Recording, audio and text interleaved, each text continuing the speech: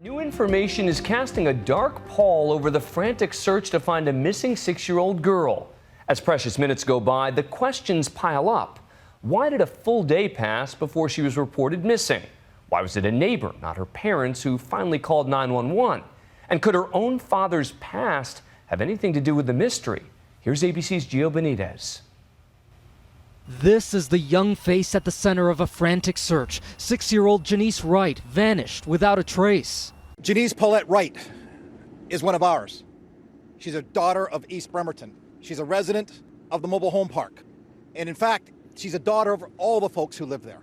And we want her back. She was last seen around 10 p.m. on Saturday night by her parents as they put her and her sister to bed in their quiet mobile home nestled in the woods in Bremerton, Washington. But by Sunday morning, Janice was gone. What we're looking for here is any trace of what happened to Janice or where she may be. What some find puzzling is that her parents did not call 911 right away. In fact, the police weren't called until 10 p.m. on Sunday night, a full 24 hours after they had last seen her. And even then, the phone call came from a neighbor. That is something the detectives will certainly address, but right now our focus is on finding this child. With regard to issues concerning why the delay, what was explained to us, this was kind of normal behavior for this child. The parents told police they weren't worried at first because their mobile home park community is fenced in, and Janice would often wander the neighborhood, something they reported allowing their 6-year-old daughter to do.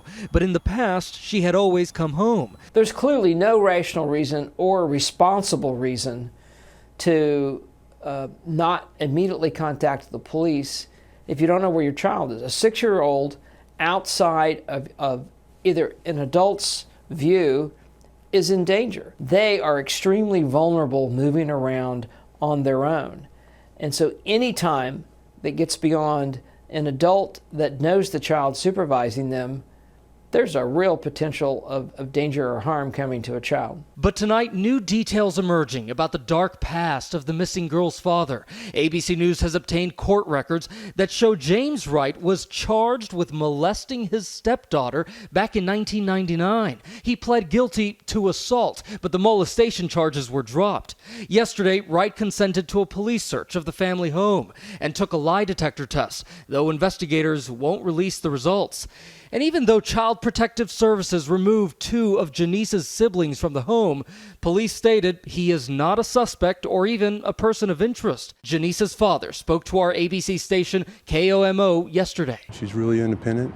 She's tenacious. She's got her name written all over the house, so she knows where home is.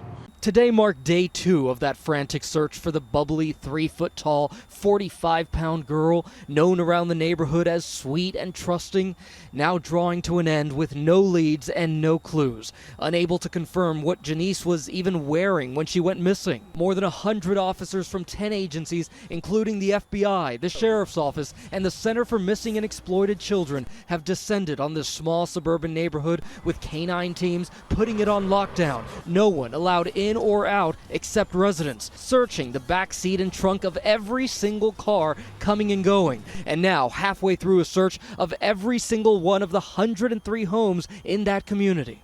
Nothing allowed out of the area until it's been examined, including all of the residents' recycle bins and dumpsters. Volunteers who had been searching the woods near the home, desperate for any clues, have been requested to stop to allow police to focus on the other residences. Everyone knows the clock is ticking. This is heart-wrenching. There is an officer out here or a first responder, their hearts just go out for this little girl, and we're going to do everything we can to try and find her. The chances of finding a missing child plummet after the first 24 hours, and for the Wright family, it is now well past 72. Unconfirmed is the clothing that she was last seen wearing. There's sightings from witnesses in the park who say that she was wearing a pink shirt and blue jeans and may have been wearing flip-flops or being barefoot. Still, this shaken community refuses to give up on the girl with that contagious smile. Neighbors say little Janice loved to knock on doors and ask if anyone could come out to play. Everyone hoping and praying that little Janice may still get to start first grade in the fall. I just hope the child's well and that she's okay. I'm Gio Benitez for Nightline in New York.